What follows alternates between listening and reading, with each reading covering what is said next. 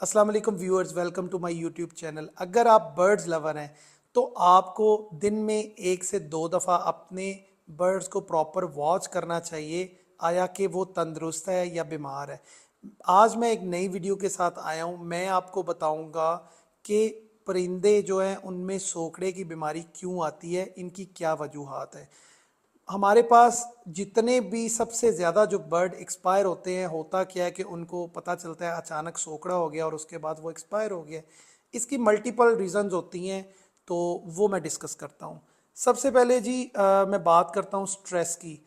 जब आपका परिंदा स्ट्रेस में होता है ना, किसी टेंशन में होता है, तो उसका जो है वो मैदा काम नहीं करता। आप अपने आप को ले लें, अगर आप किसी टेंशन में हैं तो आप जो है कुछ खा पी नहीं सकते और आपका जो स्टमक है वो प्रॉपर जो है मैदा काम नहीं करेगा। तो अपने परिंदे को रिलैक्स रखें।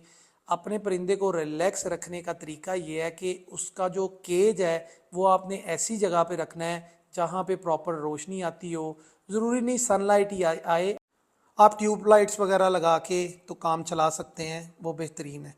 और उसके बाद वहाँ पे जो एयर वेंटिलेशन है उसका भी प्रॉपर बंदोबस्त होना चाहिए। ये दो चीज़ें बहुत ज़रूरी हैं। अगर आप ये कर लें, और दूसरा उसका जो केज साइज़ है वो भी एक अच्छी तरह एक बड़ा केज साइज़ होना चाहिए जिसमें बर्ड जो है थोड़ा बहुत फ्लाई कर सके, ना कि इतना छोटा केज साइज़ हो कि आपका परिंदा जो है वो उसमें हिल भी ना सके। उसके अलावा आपने बर्ड को जो है डिफरेंट टाइप की परचेज देनी है, जो स्टिक्स देनी है, कोई एक्टिविटी देनी है, चाहे ब्रीडिंग सीज़न है चाहे ऑफ सीज़न है। आपने अपने परिंदे को खुश रखना है। और आपको कैसे पता चलेगा आपका परिंदा खुश है, वो आपने बर्ड के पास चेयर रख के थोड़ी देर बैठ के देखना है कि आपका परिंदा जो है उसकी एक्टिविटी कैसी है। उसके अलावा आपको पता नहीं चल सकता। या ये है कि आप कैमरा लगा सकते हैं। इसके अलावा अगर आपका परिंदा स्ट्रेस में होगा तो वो किसी ना किसी बीमारी में मुब्तला हो जाएगा और उसके एक्सपायर होने के चांस है। तो कोशिश करें उसको जो है स्ट्रेस रिलीज इन्वायरमेंट दे।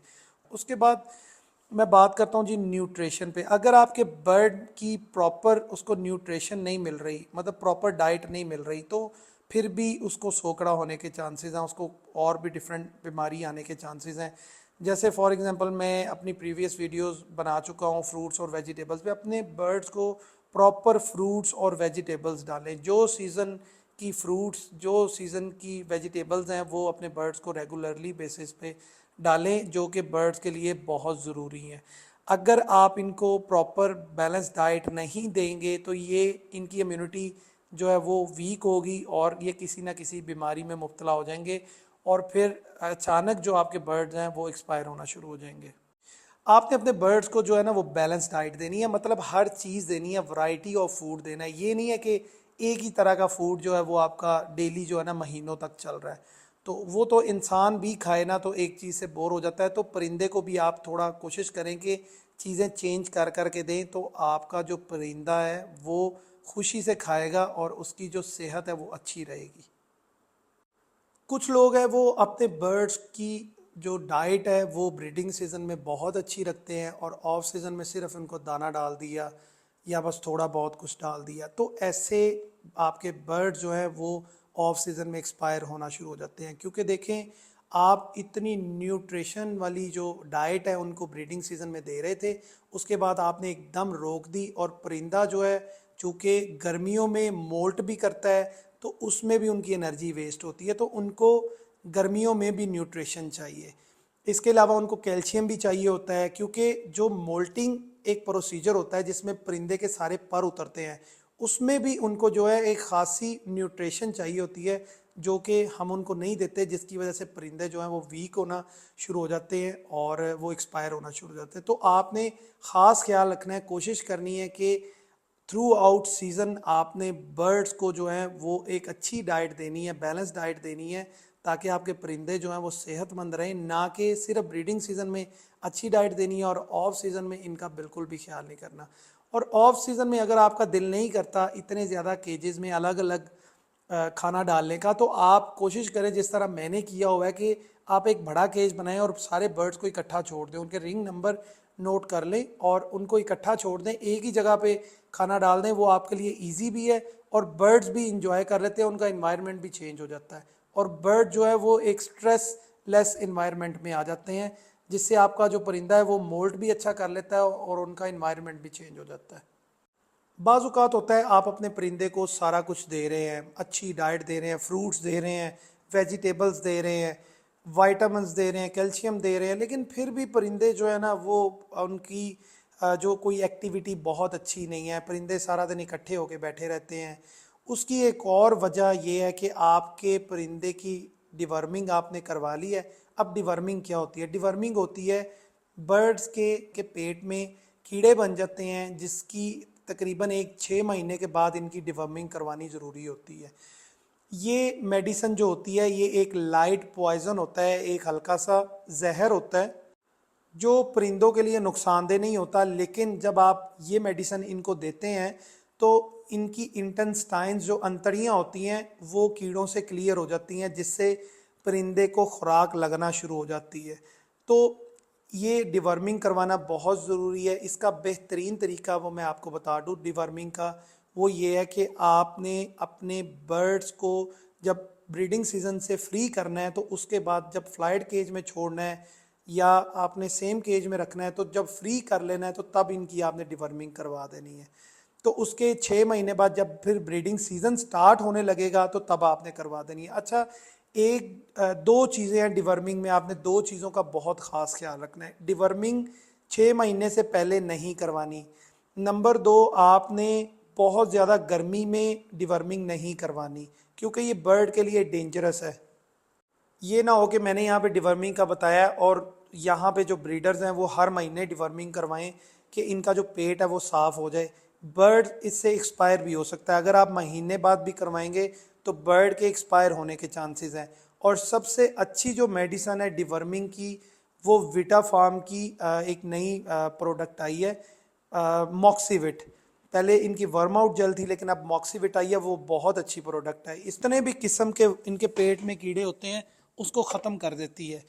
तो आप कोशिश करें कि ये इस्तेमाल करें, इससे आपके परिंदों के जो पर है मोल्टिंग बहुत अच्छी होगी। अगर आप रेगुलर बेसिस पे अपने बर्ड्स की 6 मंथ्स में एक दफ़ा डिवर्मिंग नहीं करवाएंगे तो आपका परिंदा जितनी भी खुराक खाएगा वो उसके जिस्म को नहीं लगेगी, जिसकी वजह से वो कमज़ोर होना शुरू हो जाएगा और वो सोकड़े में चला जाएगा। तो कोशिश करें हर 6 महीने बाद अपने बर्ड्स की डिवर्मिंग ज़रूर करवाएं। ये जो मैंने आपको मेडिसिन बताई है डिवर्मिंग के लिए मॉक्सीविट, ये माइट्स को, राउंड वर्म्स को और टीप वर्म्स को और टिक्स को, इन सब को कवर करती है। मतलब जितने भी आपके इवन के इनके परों में भी जो जुएँ होती हैं ना, उनको भी ख़त्म कर देती है। तो ये आप मेडिसिन जो है 6 महीने में एक दफ़ा ज़रूर इस्तेमाल करें। अगर आपके बर्ड को बैक्टीरियल इन्फेक्शन हो गया तो उसकी वजह से भी आपका जो परिंदा है वो बीमार हो सकता है। तो आप कोशिश करें हर महीने अपने शेड में ब्रोमोसेप्ट या विरकॉन एस का स्प्रे तसल्ली से करवाएं, ताकि आपका जो शेड है वो बैक्टीरियल इन्फेक्शन से पाक रहे।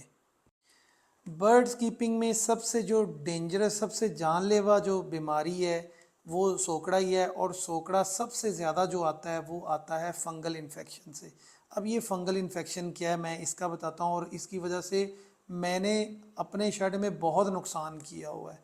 इसकी 2-3 वजूहात हैं, वो मैं आपको एक्सप्लेन करता हूँ। एक तो जब बरसात का मौसम स्टार्ट होता है तो आप कोशिश करें जो भी भीगा हुआ दाना या कोई भी आप फ्रूट्स वेजिटेबल्स डालते हैं, कोशिश करें थोड़े टाइम के लिए डालें और तसल्ली से चेक कर लें कि कहीं उसको फंगस तो नहीं लगी हुई। अगर आपके बर्ड के किसी केज में किसी चीज़ में, फॉर एग्जांपल आजकल आम आए हुए हैं, तो आपने आम की जो गुठलियाँ हैं वो शेड में पड़ी रहती हैं, उसके बाद जब उसको फंगस लग जाती है, बर्ड ने उसको मुंह मारा, तो एक ही दफ़ा खाने से नहीं, वो आहिस्ता आहिस्ता जब चीज़ को रिपीट करेंगे तो उनको फंगल इन्फेक्शन आना शुरू हो जाएगा।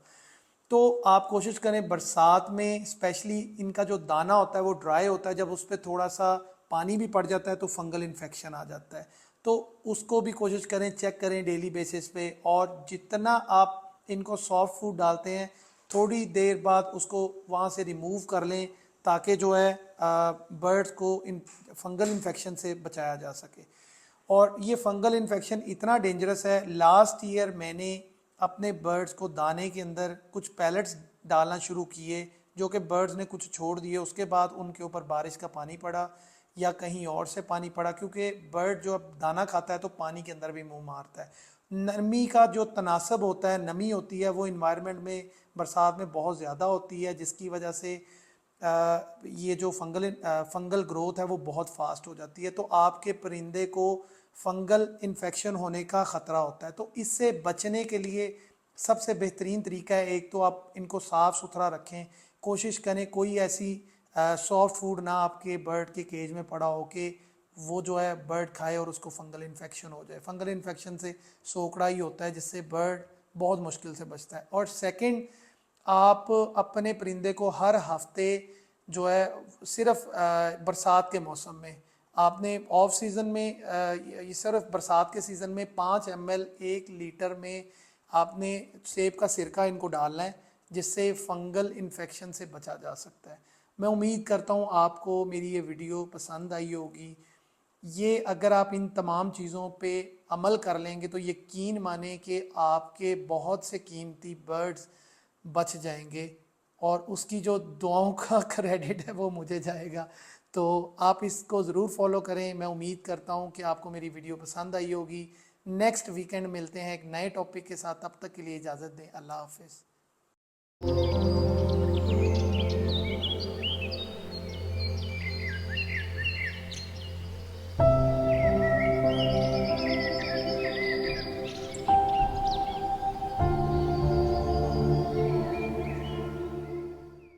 Like, subscribe and share my Adil Chaudhry YouTube channel.